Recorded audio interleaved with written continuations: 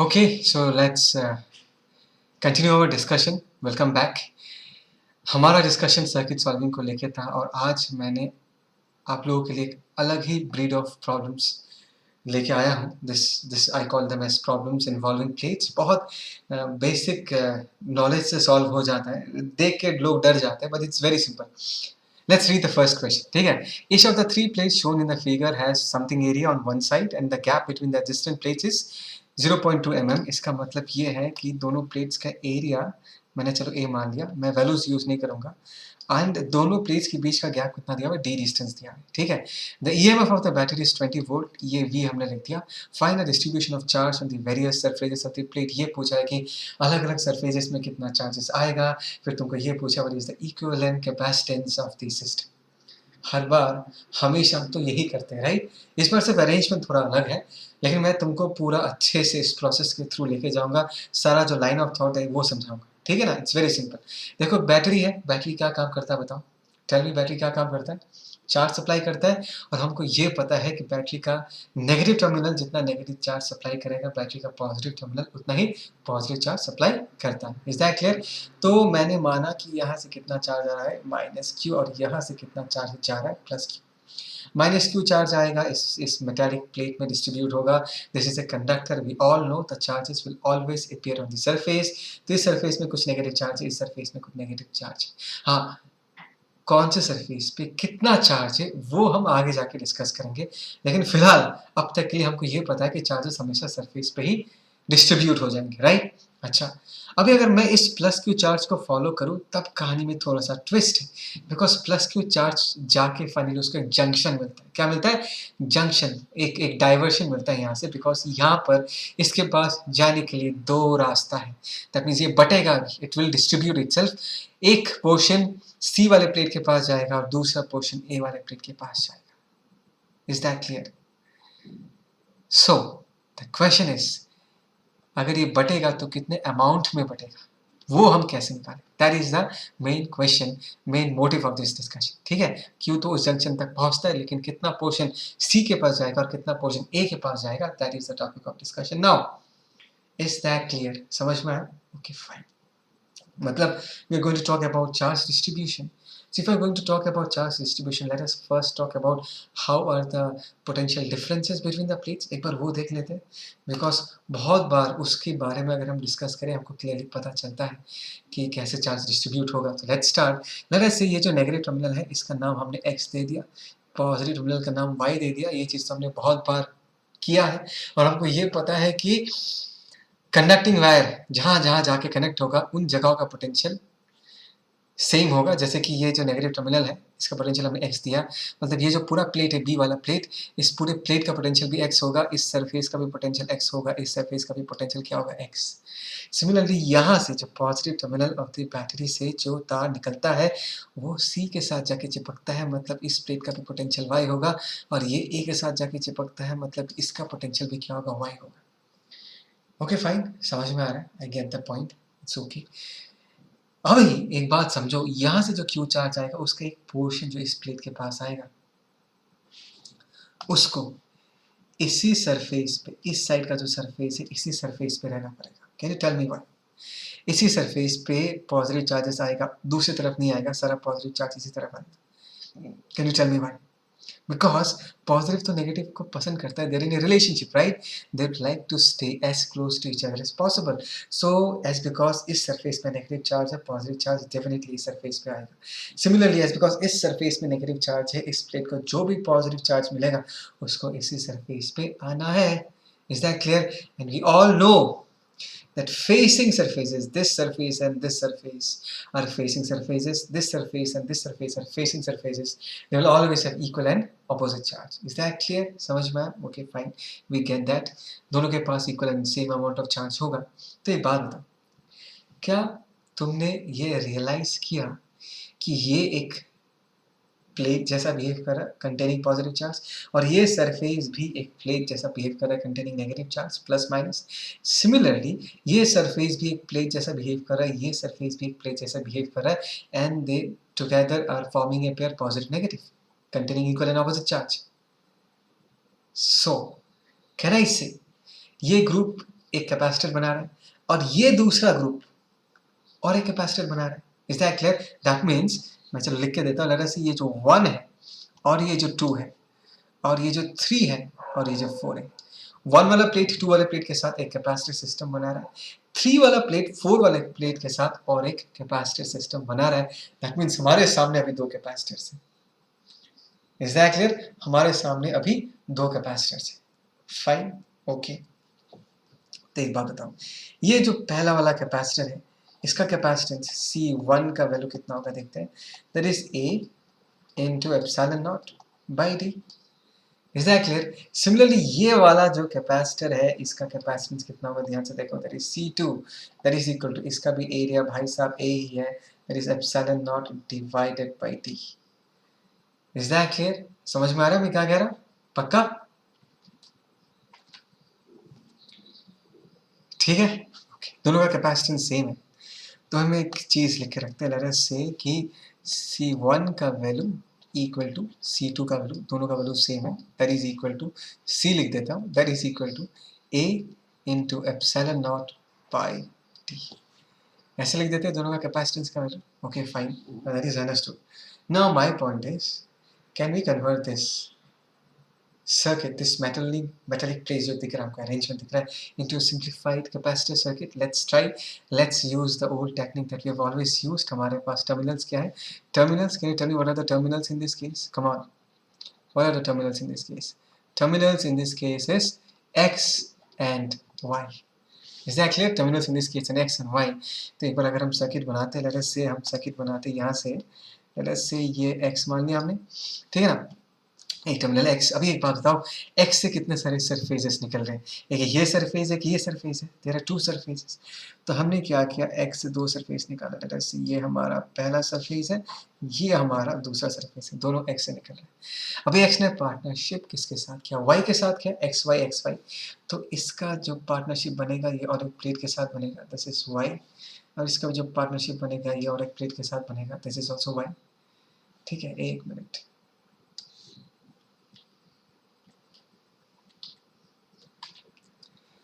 ठीक है, यहाँ पर और एक कैपेसिटर बनेगा Y and both this plates will be connected, let us see, and ये जो इसके साथ कनेक्टेड है इसका नाम हम क्या दे सकते हैं? Y दे सकते हैं। एंड दोनों का कैपेसिटेंस का वैल्यू क्या होगा? इसका भी वैल्यू C होगा, इसका भी वैल्यू C होगा। और ये भूलो मत, this terminals X and Y के साथ एक बैटरी कनेक्टेड है 20 वोल्ट का, मतलब 20 वोल्ट का। तो एक काम करते हैं, इसको आगे बढ़ाते हैं, यहाँ पर आगे चलते हैं। अभी ध्यान दो, एक्स के साथ कौन सा टर्मिनल बैटरी का कनेक्टेड है? नेगेटिव टर्मिनल, तो हमने एक नेगेटिव दिया, यहाँ पर एक पॉजिटिव दिया, और वाई के साथ डेफिनेटली पॉजिटिव कनेक्टेड है, तो ये हमने पॉजिटिव दे के रखा। ठीक है, ये हो गया हमारा 20 volt. Is that clear? Okay, fine। इसका कैपेसिटेंस C, इसका कैपेसिटेंस C। इसे स्ट्रेट फॉरवर्ड सिनेरियो जहाँ पर हम C इक्विवेलेंट की जगह क्या लिख सकते हैं? 2C लिख सकते हैं। C का वैल्यू हमने पहले से लिख के रखा है। सो कैन यू से कि कितना चार्ज निकला होगा? Q in this case will be equal to what? C equivalent into V लिख सकते हैं, and C equivalent in this case हम क्या लिख सकते हैं? This is 2C into V। That means battery से टोटलिटी में कितना चार्ज निकला होगा? 2CV निकला होगा। Do you agree with this? Total में कितना चार्ज निकला? 2CV। Okay fine, and we all know यहाँ से अगर Q चार्ज निकला, यहाँ पर Q चार्ज आएगा, यहाँ पर Q चार्ज आएगा, एंड एस बिकॉज दोनों का पोटेंशियल डिफरेंस एग्जैक्टली सेम है। We know this formula, right? That is Q equal to CV. As because V is same for both of them, so the charges will be distributed proportional to what? Capacitance। Charges will be distributed in the ratio of capacitance, and दोनों का capacitance same है, तो दोनों के पास same amount of charge आएगा। यहाँ पर भी प्लस Q by 2, यहाँ पर भी क्या आएगा? Plus Q by 2।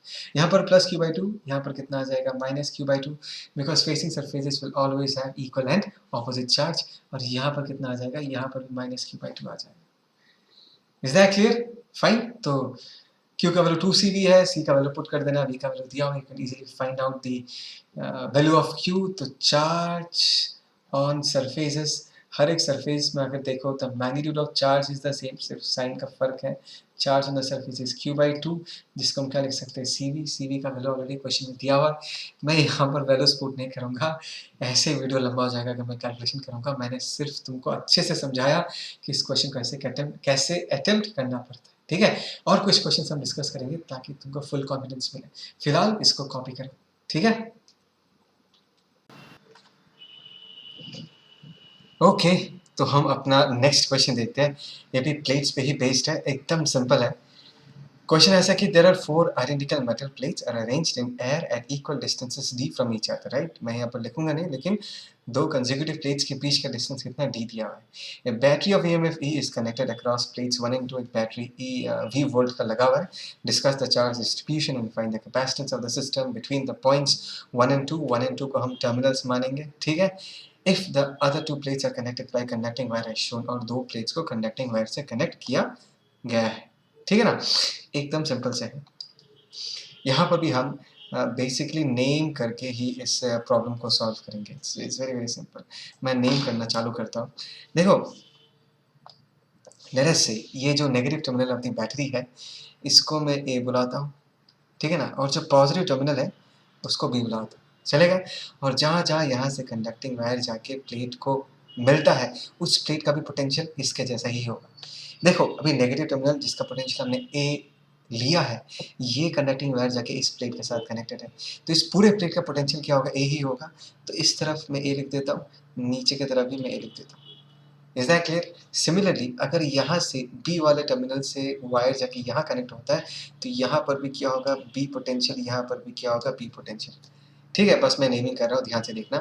अभी ये जो दो प्लेट्स है, ये किसी के साथ कनेक्टेड नहीं है, तो मैंने मान लिया चलो इस प्लेट का पोटेंशियल x, तो इस सरफेस का भी क्या होगा x, because they are the same plate. और ये जो प्लेट है वो इस प्लेट के साथ कनेक्टेड है बाय कंडक्टिंग वायर, मतलब इस d वाले प्लेट का पोटेंशियल क्या होगा, x वर्सेस x ही होगा। Is that clear. सारा नाम दे दिया ना। नाउ इट्स डैम सिंपल, तुमको सिर्फ सर्किट ढंग से बनाना है। अभी हम सर्किट बनाते हैं, चलो इट्स सिंपल। सर्किट बनाते हैं।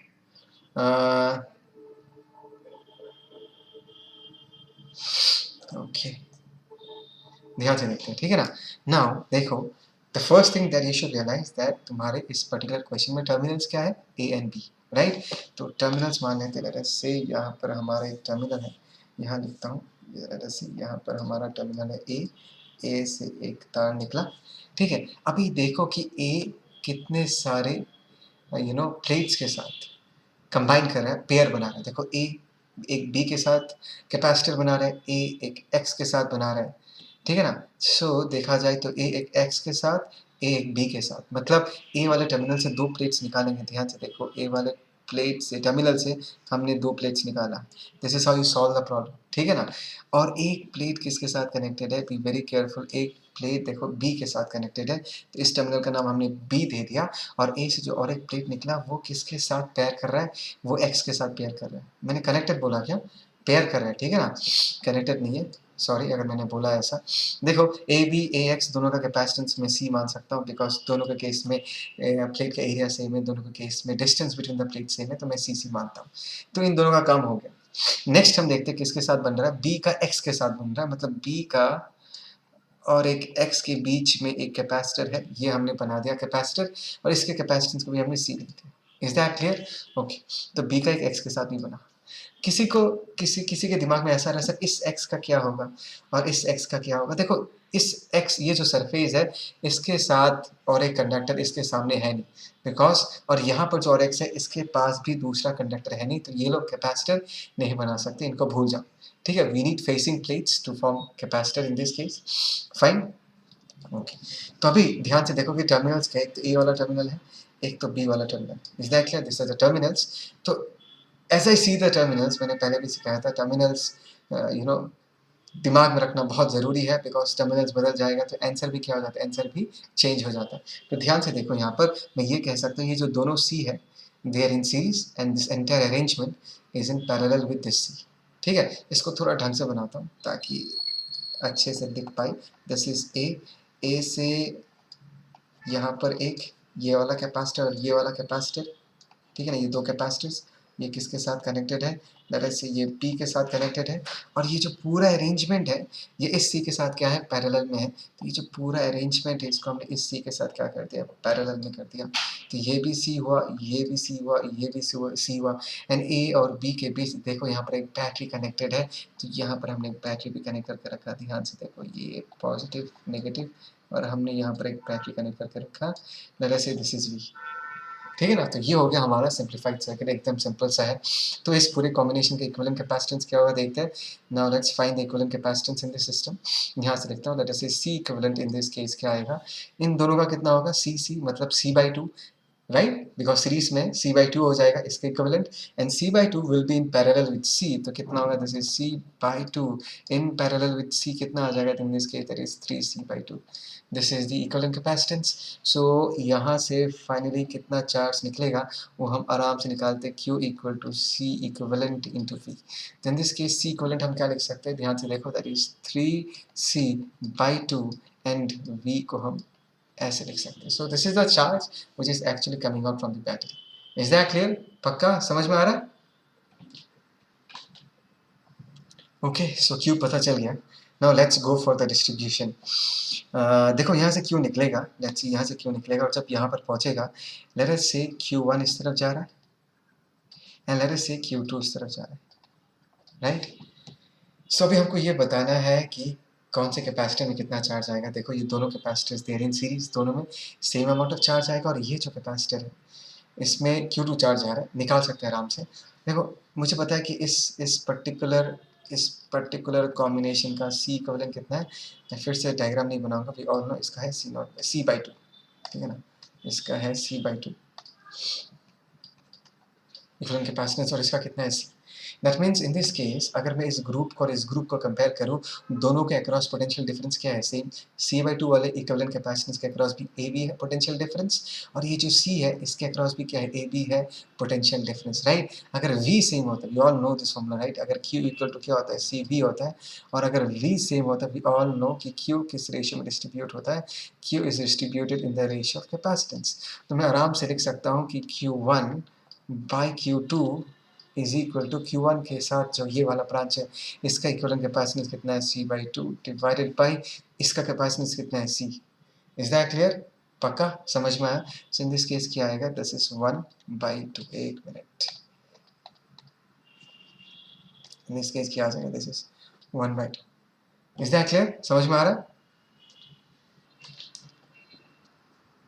ठीक है, देखो 1:2 के रेशियो में आया हुआ है। Now if I need to find Q1 in this case, Q1 हमको क्या पता है, दैट इज 1/2 + 1 कितना होगा, 3 of the total charge Q।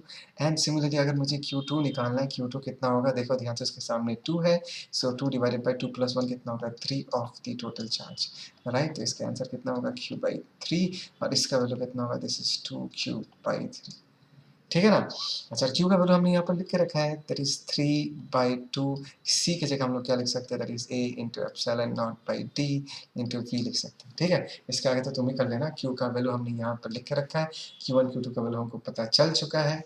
Is that clear, पक्का समझ में आया? तो yes, we have find out the we have find out the charge distribution among the plates, we have also find out the equivalent capacitance in this case, right. I hope so तुमको ये समझ में आए इस question को कैसे करना है। सिर्फ एक ही तरीका है, तुमको हमेशा प्लेट्स को नाम देना है, नामकरण करना है। एक बार नामकरण ढंग से कर दोगे तो सर्किट बना के सॉल्व करना बहुत बहुत ही आसान होगा, ठीक है। आगे बढ़ते हैं, और भी क्वेश्चन है।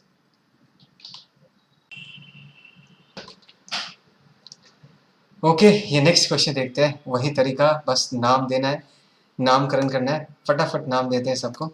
ये B है तो इस प्लेट के पोटेंशियल को भी B बोलता हूँ, इसको भी B बोलता हूँ। ये A है तो इसको भी A बोलेंगे, इसको भी A बोलेंगे। ये प्लेट और ये प्लेट कनेक्टेड है, चलो इसको मैं C कहता हूँ, तो ये भी C होगा, ये भी C होगा, ये भी C होगा। समझ आया, पक्का? अभी क्या करना है बताओ, हम इस सर्किट को सिंप्लीफाई करेंगे, ठीक है ना। तो सिंप्लीफाई करते हैं फटाफट। टर्मिनल्स क्या है भाई साहब, ये एक टर्मिनल है हमारा, ये सब भूलो मत रे, टर्मिनल देखना बहुत ज़रूरी। ये टर्मिनल है हमारा A, और दूसरा टर्मिनल क्या है, B। तो कहानी चालू होगा A से। चलो ये हो गया हमारा यहाँ से A। अच्छा, बिफोर आई स्टार्ट ये बताओ कि A C के साथ एक पेयरिंग बना रहा है, यहाँ पर भी एक C के साथ एक पेयरिंग बना रहा है, ओके। अच्छा पेयरिंग है, AC AC मतलब दोनों क्या होगा, पैरेलल में होगा ही नहीं होगा। तो यहाँ पर एक AC हो गया, यहाँ पर एक AC हो गया, चलो इन दोनों को मिला देते हैं बिकॉज दोनों का पोटेंशियल क्या है, C है, ठीक है ना। और दोनों के कैपेसिटेंस को मैं C लिख के रखता हूँ। C का वैल्यू कितना होगा, we all know that is A into epsilon naught by D in this case, ठीक है। किसी भी दो प्लेट्स को लूँगा, उनका एरिया A होगा, उनके बीच का डिस्टेंस D दिया हुआ है, ठीक है ना, तो C के साथ होगा, ओके, ठीक है। एक्चुअली बीच में फ़ोन बज गया था इसलिए पॉज किया मैंने। देखो ओके, सी तक कहानी हो गया, AC AC का कॉम्बिनेशन हो गया। अभी देखो क्या BC का एक कॉम्बिनेशन है, दिख रहा है ना, मतलब C से आगे निकालो और एक प्लेट बनाओ और किस पे ख़त्म करोगे इस बार, B पे ख़त्म करोगे, ठीक है। क्या तुमको इस ये C दुखी है, ये भी दुखी होगा बिकॉज इनके पास कोई पार्टनर है ही नहीं कि वो लोग कैपेसिटर बना सकते हैं, तो इनको देखने की ज़रूरत नहीं है, हमारा कहानी यही ख़त्म हो जाता है। देखो A and B are the terminals, A and B are the terminals, इसके अक्रॉस तुमने बैटरी को लगा कर रखा है, मन करे तो बैटरी बना सकते हो, लेकिन ऐसा कुछ ज़रूरी नहीं है, ऐसे टाइम पास के लिए बना देता हूँ। चलो ये हो गया हमारा बैटरी, ठीक है ना, ये हो गया battery and this is a very simple circuit to solve, right. C इसका भी कैपेसिटेंस सी है। सो मुझे पता है कि दोनों क्या है, दोनों पैरेलल में है। अगर ये दोनों पैरेलल में है तो इसका सी इक्विवेलेंट का वैल्यू कितना आएगा भाई साहब, दिस इज 2C। और ये जो पूरा 2C वाला ग्रुप है ये इस वाले सी के साथ क्या है, सीरीज में है। तो फाइनली जो सी इक्विवेलेंट आएगा वो कितना आएगा, C1 into C2 divided by C1 plus C2, that is C1, ठीक है ना, इंटू C2। C2 की जगह हम लोग क्या लिख सकते हैं, C लिख सकते हैं, ठीक है। So C equivalent कितना होगा, this is twice C into C divided by that is twice C plus C, तो इसको हम क्या लिख सकते हैं, this is basically this is 2, okay एक मिनट, ऊपर क्या आएगा भाई साहब, देखो दिस इज 2C स्क्वायर, नीचे आ जाएगा 3C, तो एक C कैंसिल आउट हो जाएगा, तो फाइनली हम क्या लिख सकते हैं, इन this case this is 2C by 3 and हम C को क्या लिख सकते हैं, हम C को लिख सकते हैं that is A into epsilon naught divided by D. So this is the equivalent capacitance. Find the equivalent capacitance of the structure B and between A and B. यही पूछा गया है। देखो ये सारे प्रॉब्लम्स बहुत ही आसान है, बस नेमिंग ढंग से करना और सिंप्लीफाइड सर्किट बना के सॉल्व करना, ठीक है। लास्ट और एक प्रॉब्लम है वो भी देखते हैं। ओके सो ये हमारा लास्ट प्रॉब्लम इसी लॉजिक पे बेस्ड है। प्रॉपर प्रैक्टिस हो जाने से तुम्हारा भी कॉन्फिडेंस आ जाएगा। फटाफट क्या क्वेश्चन पूछा, 5 identical plates each having area A, सबका एरिया A दिया है, are arranged as shown in the figure, find the equivalent capacitance of the structure between A and B। बढ़िया है, A and B are the terminals, फटाफट नामकरण, this is B, this is B, अगर ये A है तो ये भी A, ये भी A। अगर ये दोनों प्लेट्स कनेक्टेड है, चलो मैं इसको C बुलाता हूँ, ये भी C होगा, और ये भी कनेक्टेड है तो ये भी C होगा, ये भी C होगा। और देखो ये वाला प्लेट अभी भी अधूरा है, चलो इसको नाम दे देते हैं, this is D, this is D। Tension लेने का नहीं, बस अभी सर्किट बनाने का। देखो सर्किट क्या होगा, चालू कहाँ से होगा, A इज द टर्मिनल, तो ये अगर A टर्मिनल है, यहाँ से हमने एक लाइन खींचा, एक किसके साथ पेयर बना रहा है, एक D के साथ बना रहा है, एक C के साथ बना रहा है, इज दैट क्लियर, AD के साथ AC के साथ, ओके बढ़िया है, ध्यान से बनाते। लेट अस से एक A किसके साथ बना रहा है, इन दिस केस D के साथ बना रहा है, इज दैट क्लियर, ओके एक D के साथ बना रहा है और दूसरा किसके साथ बना रहा है, दूसरा इन दिस केस C के साथ बना रहा है, इज दैट क्लियर, AC के साथ बना रहा है।